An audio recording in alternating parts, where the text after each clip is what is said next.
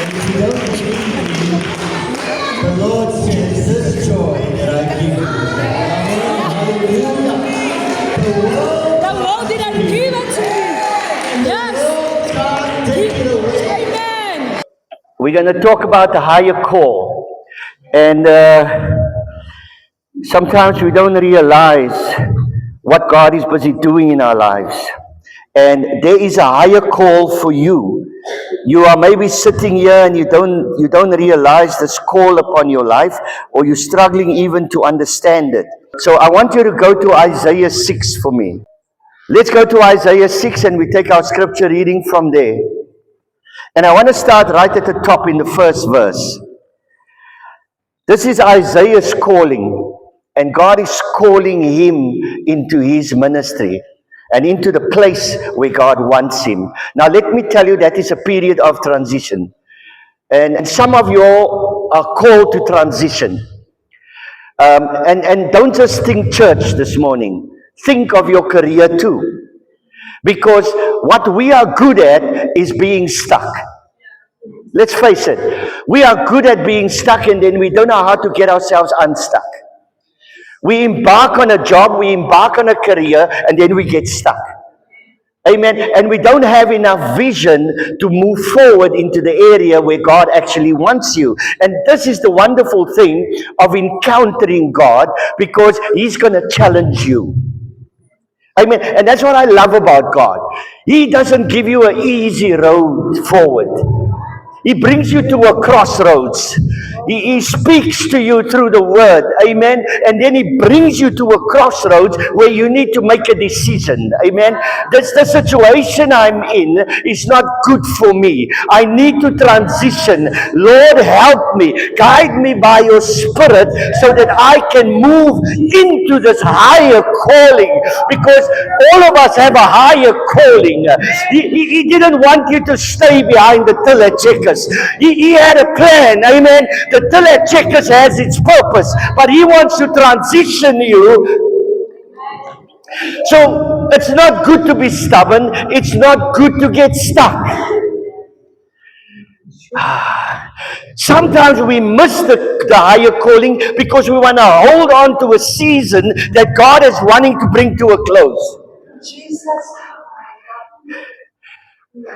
How do you know a season is coming to an end? How do you know a season is closing? It's when you get frustrated with where you are. You see, frustration births purpose. Ek wil nie hê jy moet frustrated wees nie, maar ek wil bid dat jy frustrated raak. Because, hey, come on.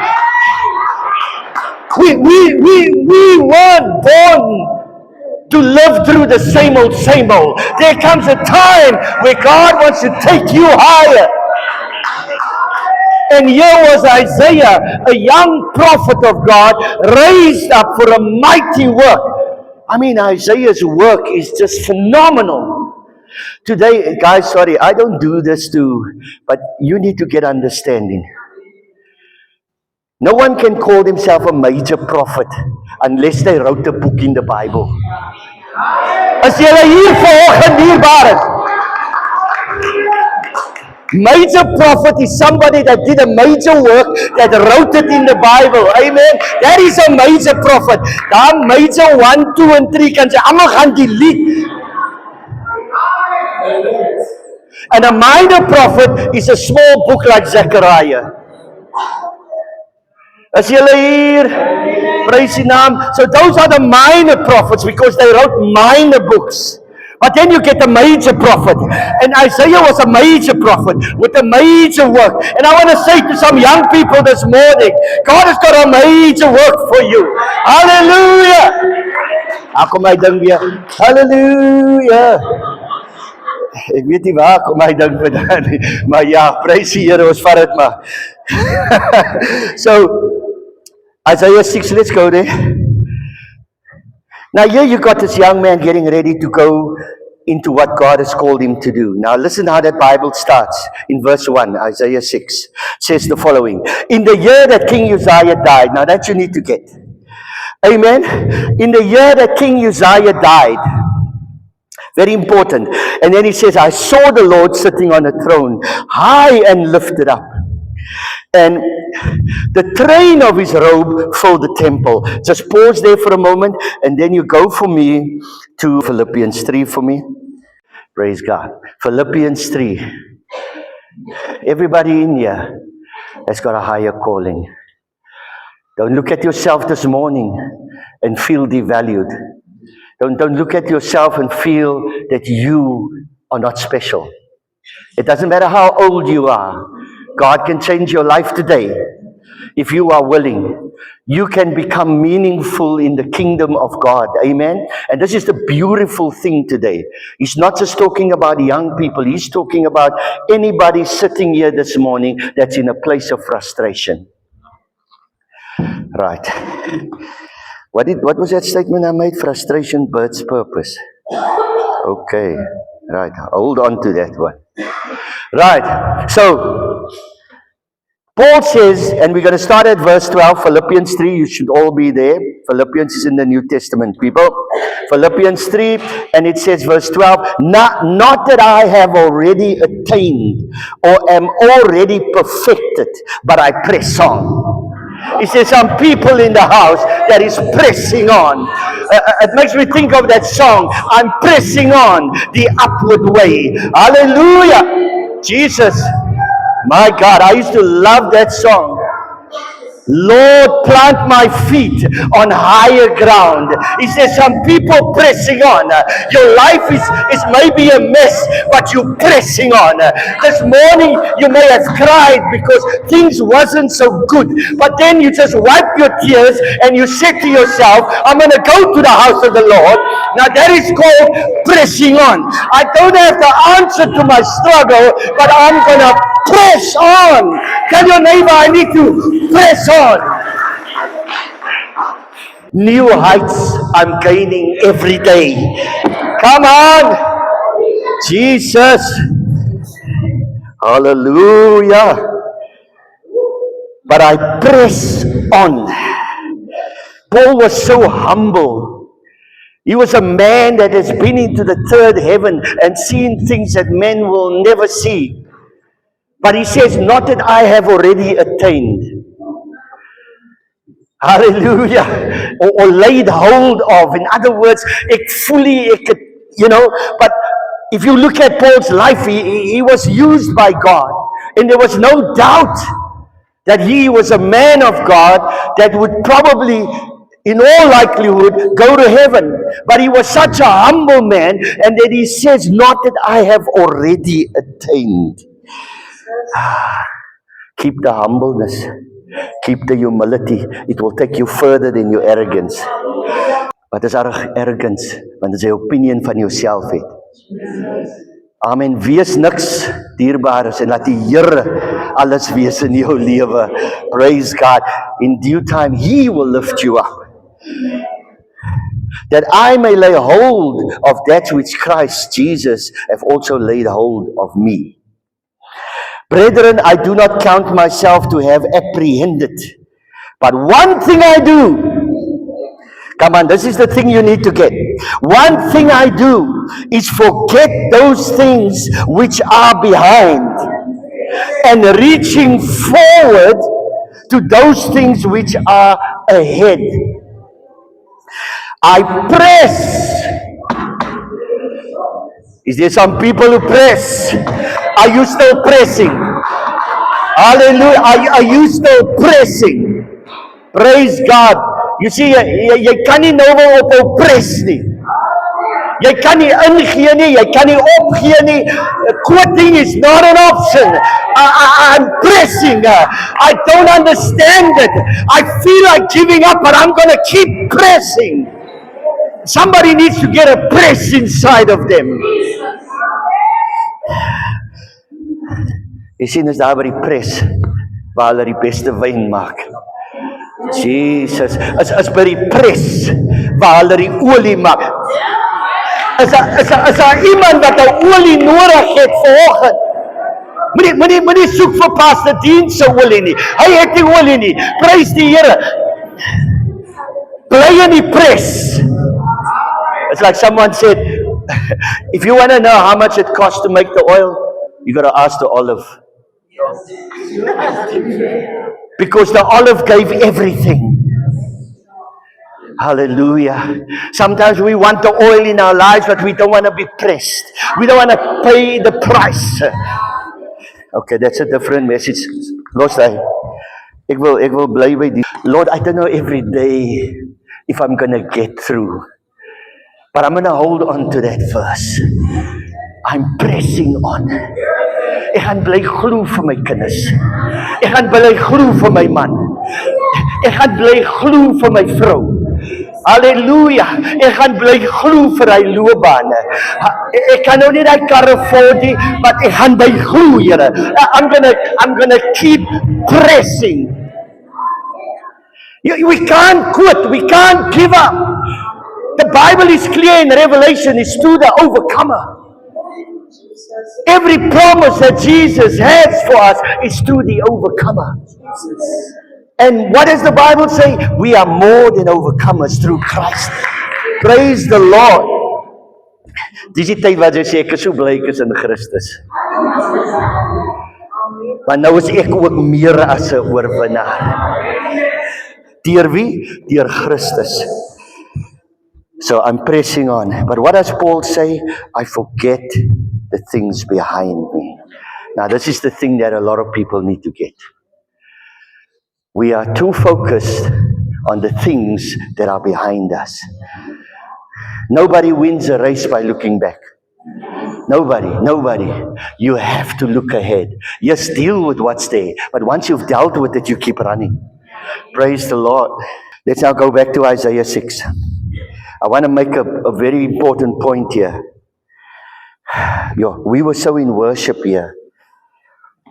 And God is bringing certain seasons to an end for some people. That is what I felt in the Spirit. And He's calling some people higher. But in order to go higher, you need to understand where God is taking you. Amen? So Isaiah, in the year that King Uzziah died, I saw the Lord. I want to just stop there. In the year that King Uzziah died, I saw the Lord. Paul says, I forget the things that are behind me and I press towards the higher call. And Isaiah was pressing to this call. But you see, God had to bring him to a place where something had to be killed. Is julle hier? And this is the thing, in the year that King Uzziah died, who was King Uzziah? While King Uzziah was around, Isaiah could not become who God has called him to be. And this is why when God comes to Joshua, He says to Joshua, Moses, my servant, is dead. It's no good looking up the grave. Have you ever wondered about that? That they can't find the grave of Moses? Because you see, we are very good at going to funerals. We are very good at going to memorial sites of where great people was buried. Because God wanted to make sure that nobody's going to worship a dead person. Moses' season was over and a greater season was ahead of us. That's why he says to Joshua, Moses, my servant, is dead. Why does he start a sentence like that? He wants Joshua to understand this is a new season and I'm doing this with you. There are some things in your life that is better off dead. There are some things in your life that needs to die. There are some people that you've been worshiping that must die in your life. Amen. Ek nie nou nie fisies nie. Die Here sê, hou op kyk na die verkeerde dinge en kyk op na my.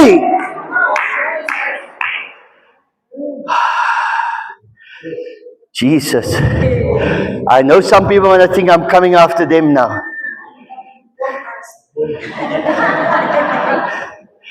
But there's situations in your family that needs to die.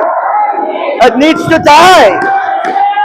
Ons wil nie nou meer by die begrafplaas staan nie. Die Here sê, laat het sterf, laat het gaan. Halleluja. En 'n journey met jou is verby vir nou. I'm taking you to a new thing. I'm taking you to a high. You're calling. En maak nie saak waar jy gebore was nie. It doesn't matter in which family and all the things. He says, I forget the things that's behind me. Lord, it was painful. It was painful growing up in that home. Lots of pain. It was painful, Lord, to go through the rejection.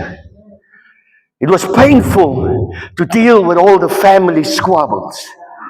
To have a brother that's an addict, that steals your stuff while you're trying to build. But the Lord says, in the year that King Uzziah, I want to let you know this morning, there comes a time when those things become no more. You can't let past things flood your head. And you cannot allow your past to become your new identity. Come on, come on. Some of us need to be delivered from the trauma. I need to say this in Afrikaans. Ja, Here, ek was ge-abused. Maar Here, dit was 'n season wat nou verbygaan. Maar ek stap nou vorentoe. Hallelujah. Because God says, I will restore all that the enemy has taken from you. Sometimes, sorry guys, again, don't take this personal. Sometimes mommy and daddy is King Uzziah. That's why the Bible says, Moses was a man. Moses was a man that you could not get Moses out of your system. He was a great man.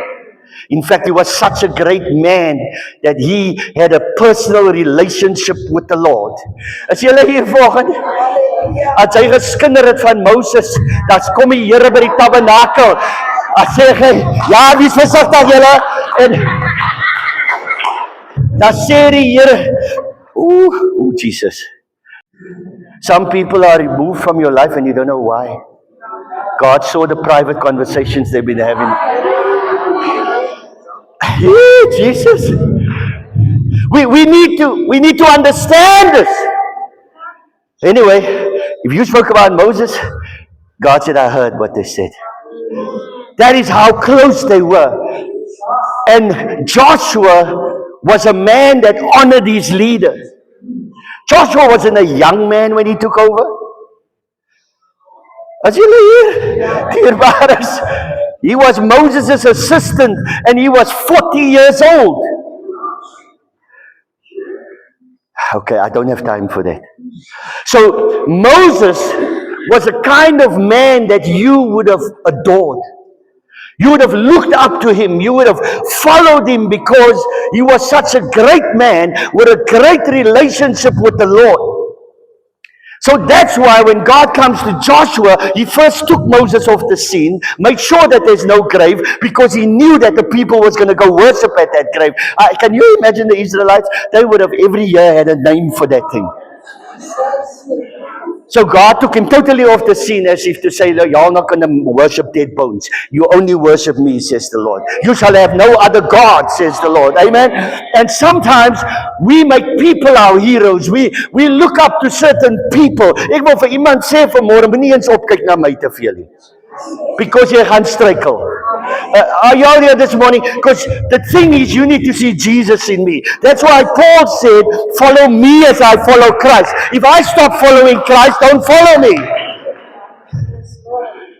Anyway, God says to Joshua, Moses, my servant, is dead. Something needs to die. Before you can go into the new, you need to get rid of the old. That's why Paul says, I press on and I forget the things that's behind me. I forget my past. I forget my previous identity. Som van julle sit nog vanoggend in die huis, maar julle is nog gebind met die problems wat by die huis aangaan. Die Here wil hê jy moet uitkom. Amen. Hallelujah.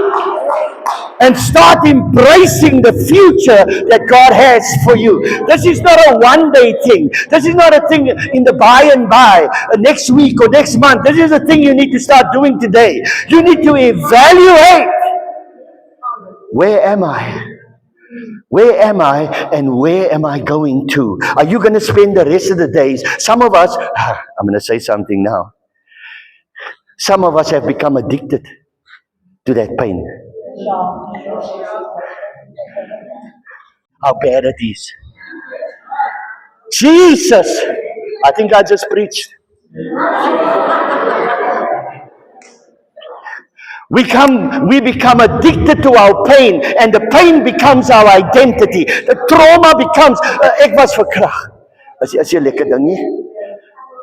But that is your story.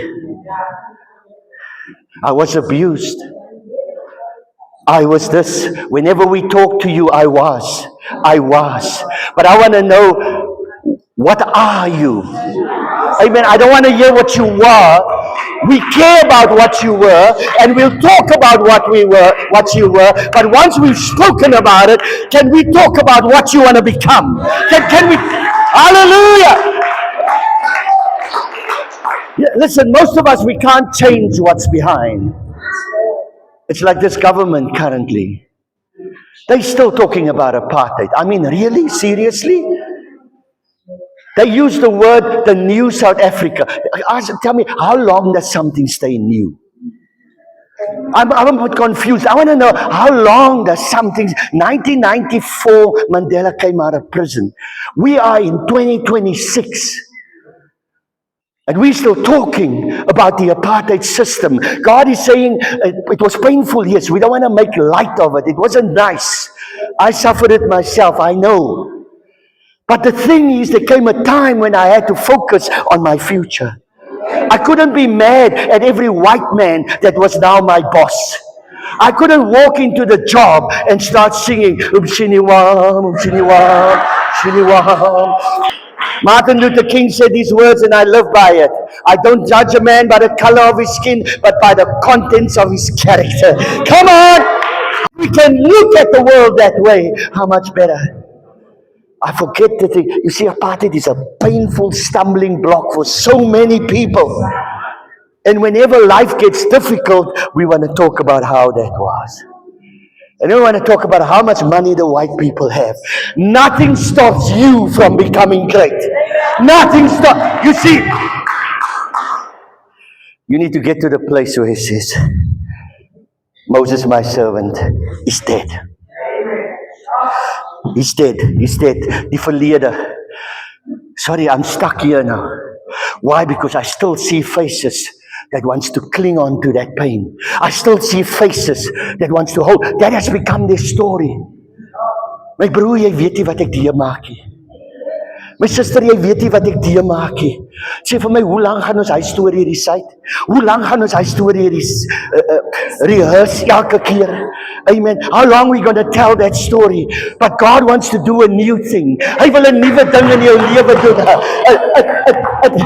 Het was nie lekker wat met jou gebeur het nie, maar die Here het altyd in... You know, David, he does this thing with Bathsheba out of the will of God. Vir die manne wat likes ledig wees, hy het met hom gebeur because hy was ledig. Amen. You see, when we have nothing to do, the enemy messes with your mind. David was supposed to go into battle that day. You see, the king always goes out with the troops, but this day he decided to stay, and that was the day the devil was waiting for him. Ek wil met iemand praat wat hou van tot 12 uur slaap. Ek wil met iemand praat, dierbares, wat elke hand sit en overthink op die cellfoon en doomscroll vir ewig. Ek wil met iemand praat vandag. Amen. So what was David doing? Standing on the balcony. And on every good balcony, there's a woman taking a bath somewhere. En vir elke godsman wat selfbeheersing het, daar is iemand wat bad. Daar is iemand wat bad, wat wag vir jou. Amen. As jy spring in die bad van Bethesda nie. Halleluja. Oh Here, wat sy vrou se naam? As die bad van Bathsheba. Ons gaan 'n nuwe song. Ons gaan 'n nuwe song. Al die ledige manne spring in die bad van Bathsheba. Die bad word geroer. En toe roer Bathsheba die bad. Dierbares. You see, David was supposed to be out with his men, and he fell into sin. And when he fell into sin, he realized he made a grave mistake. It cost him. It cost him badly. That mistake, he struggled for generations with that mistake because all his children fell under his sin. His own son raped his sister. Solomon was a womanizer. The wisest man on earth couldn't control his lust. David had a problem with lust for the rest of the day of his days. And so that whole thing is a massive thing. I want you to know this morning this stuff. But let's just focus on what happened there. And then David was weeping. And he had these sackcloth and ashes and all the stuff that he did. He was fasting. And that's how they did in the old days. When they know they've done something wrong, they humble themselves for the aangesig van die Here. David was crying. He was still in mourning. And this is us. We want to stay in that state. This is what I actually wanted to say. We want to stay in that state of the things that made us what we are. But God comes to David and he says to David, David, wash your face. Amen. In other words, this season is over. And he says to him, wash your face and have another baby. Ek dink as die Here kon iets byvoeg as hy gesê het, have another baby with your rightful wife. Amen. And God was telling him, move on now. The season of mourning is over. Y'all gotta realize, this message is not planned. So whatever comes out here is for somebody. Amen. In the year that King Uzziah died, I saw the Lord sitting on a throne, high and lifted up, and the train of his robe filled the temple. I want to say, your tears of your past, your pain of your past is blocking your view. Are y'all here? The pain of your past, the tears of your past is blocking your view. God wants you to change the view because he's calling you higher. The moment King Uzziah died, the moment the thing that was a problem for Isaiah's growth died, the minute it was moved aside, he saw the Lord. So when we get to that place where that thing dies, we see the Lord. The same with Joshua. He stepped into his calling when Moses died. And both of these men, these were their heroes. God is calling you into your own. He's calling you into your own.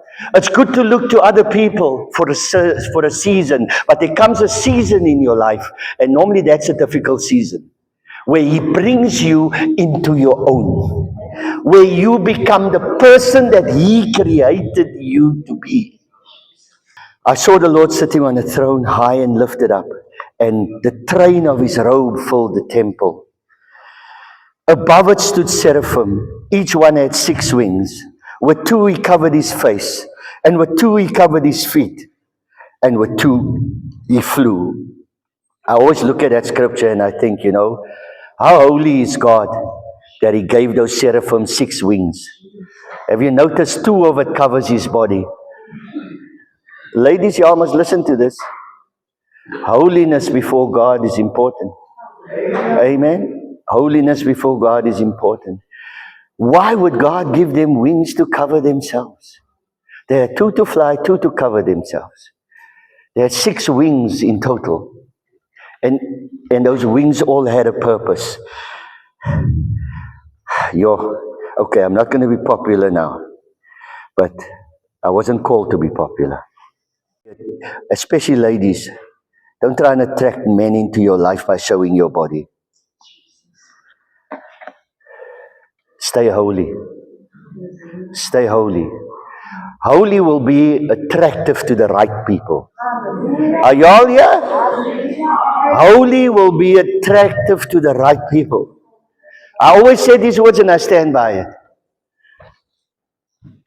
Men are attracted to that. Men are more attracted to that, and the wrong man is attracted to what you put on display. I'm going to leave that. So, note here, these are angels, seraphims that God created, and He gave them 6 wings. He gave them wings to cover their body, and covering is important. I know we don't teach much on clothing in the church, purely because I believe that if a person gets the Holy Spirit, they will see it. They will see. Amen. Because it first needs to come. The Holy Spirit does a work on the inside and then later it's displayed on the outside. Amen. Come on, tell your neighbor, holiness is attractive.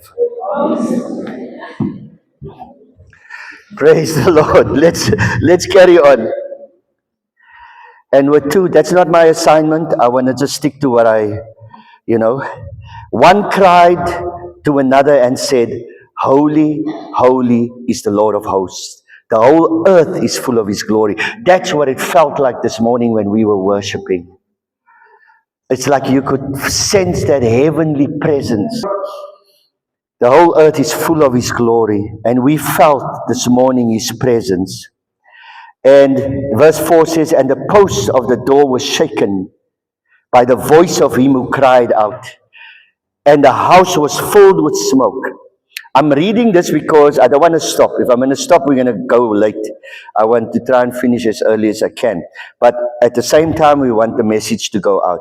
So I said, woe is me, for I am undone, because I am a man of unclean lips. When I saw young people this morning worshiping the Lord, it is telling me that they are having an encounter with God.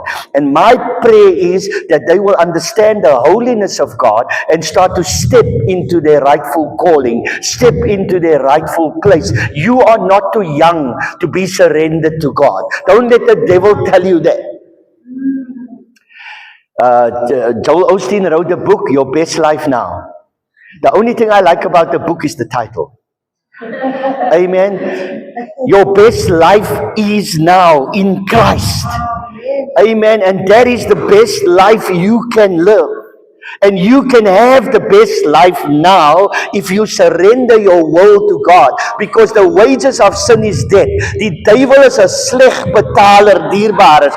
Hoe langer jy hom dien, hoe slegter gaan dit gaan met jou. Ek wil even sê, ek kan net die in Afrikaans sê, die sonde maak jou lelik, man. Halleluja. Ek wil hê, hey! Jesus het my mooi gemaak. Is julle hier vanoggend? This is the thing, when God comes in, He transforms you. So when Isaiah was in the presence of God, he saw himself. And he was a man of unclean lips. He dwelt amongst a people of unclean lips. For my eyes have seen the King, the Lord of hosts. Then one of the seraphim flew to me, having in his hand a live coal, which he had taken with the tongs from the altar. And he touched my mouth with it, and said, Behold, this has touched your lips. Your iniquity is taken away, and your sin purged.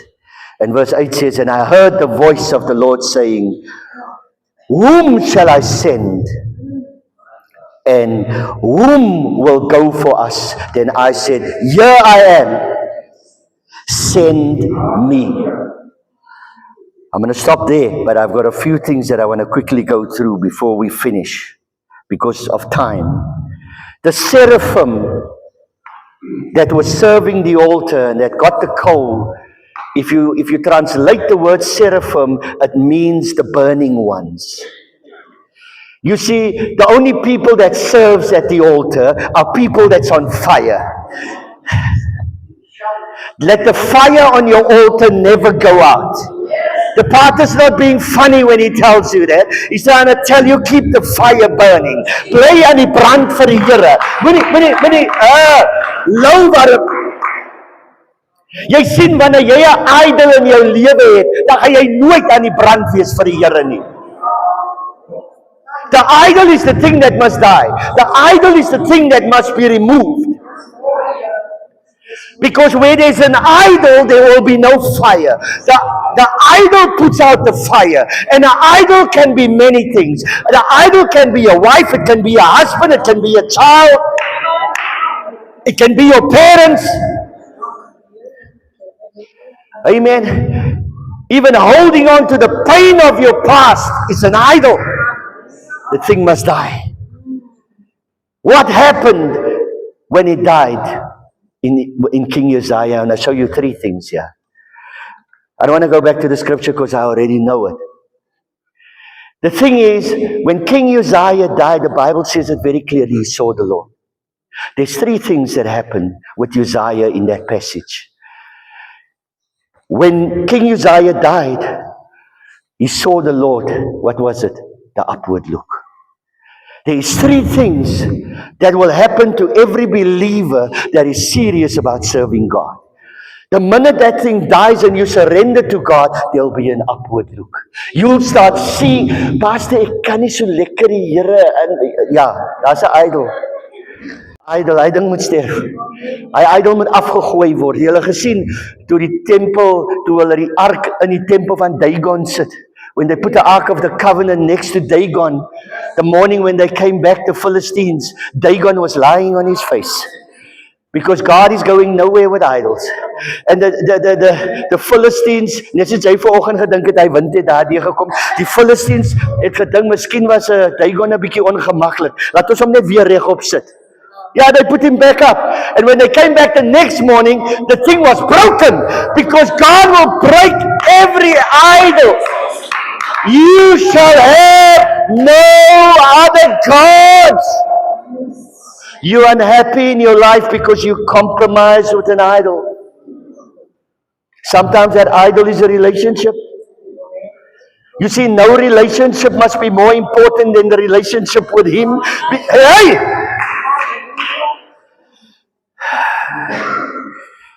You know,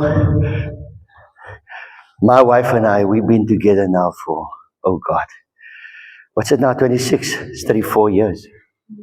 34 years.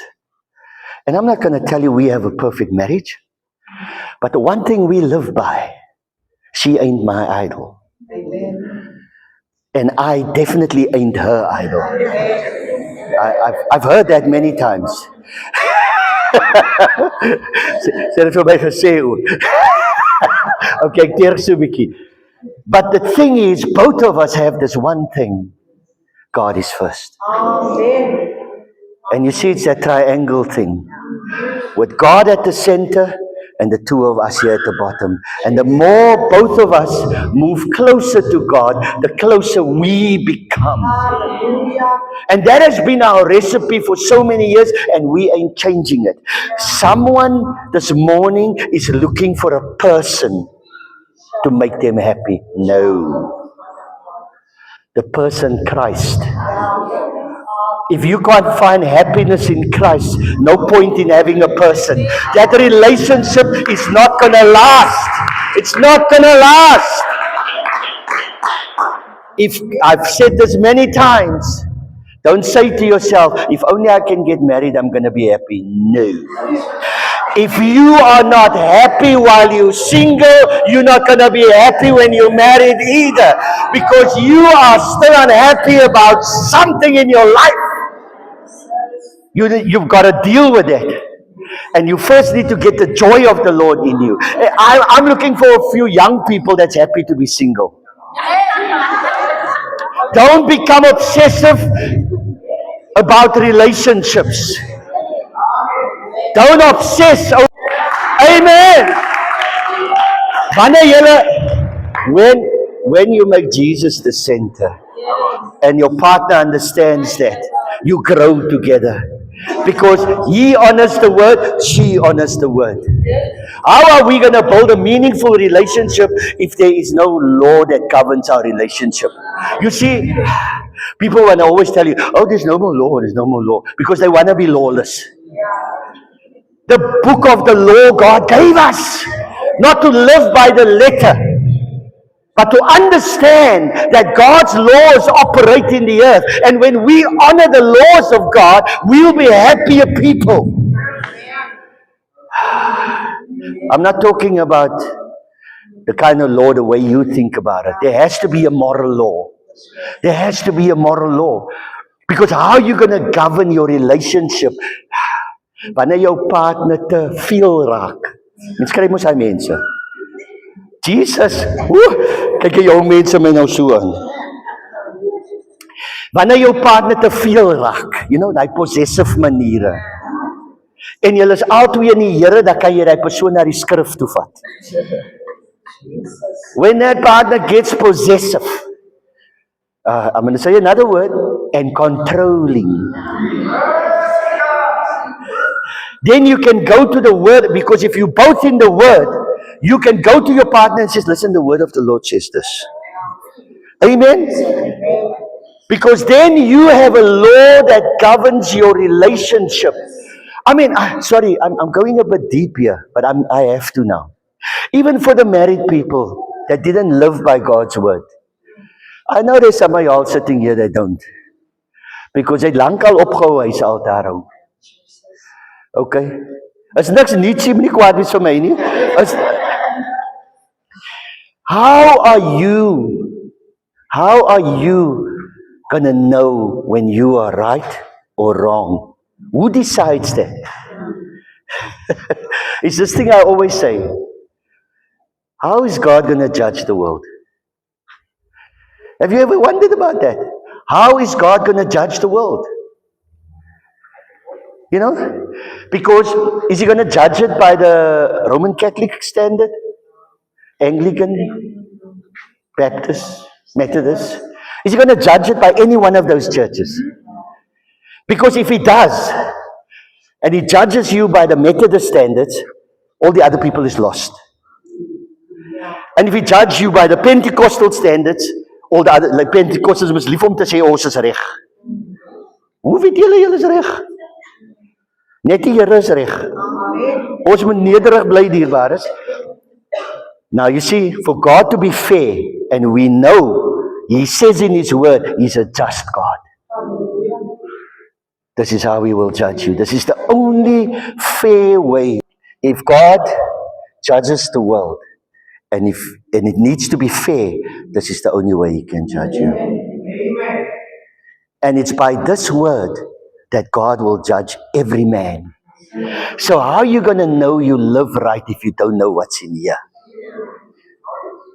Because we will be judged one day. Bible says that. Amen. After this life, there's the judgment. And we'll stand before the white throne of Christ. And only this is what he will judge you with. Because he's a just God, he's a fair God. Never mind what they say about this book and who wrote it and whatever. This, I want to still tell you how this all tie in together. All the books, all 66, there's a lot of things I can tell you about how this book is so perfect, even though they say all the things. This is scripture, is God breathed. The Holy Spirit wrote it. He used men's hands, but God wrote it. Amen. Jy kan hy goed van die US ouens en hy goede kan jy los. Amen. As duivels, dood eenvoudig. But anyway, we'll talk about that. But this is how God will judge you. But if this is not your standard, then how are you going to live your life? Amen. We have to have a standard by which we live our lives, isn't it? Amen. That has to be the standard. Write this down, 3 things that happens to Isaiah when he sees the Lord. And I want to say this morning to every person, when you seek an encounter with God and when you have an encounter with God, this is what will happen to you too. Amen? When Isaiah met the Lord, he had the upward look and he saw the Lord. Amen? And the next thing that happened when he had an encounter with God, there was the inward look. He saw himself for who he really is. And let me say to anyone here this morning, if you've ever had an encounter with God and you're not changing, then you didn't have an encounter. An encounter will speak to your inner man, and it will point out anything that is not of God. This is why I recommend an encounter with God. Amen. However you want to have, you can have that encounter at home. I've had this encounter when God called me, and it is true what is written there. First thing that happens, you see the holiness of God. And it's not a literal upward look. This is just, you are elevated in another realm. When I had this encounter with the Lord, I couldn't look up because He was too holy. I wept before Him, and I immediately had that upward look as to who He is and how holy He is. And the next thing that happened was the inward look. And I realized that, man, I'm a man full of sin, full of trouble, and that I need the grace of God every day in my life. Because when we look into the holy mirror of God, we fall way short. All our white lies becomes big black ones. Because you're standing in God's holy presence. Amen. But in His holy presence there is grace. And there's mercy. Just like that angel went and took the coal and sanctified him. Amen. So there was the upward look, there was the inward look. And the moment he had those two encounters, there came an outward look.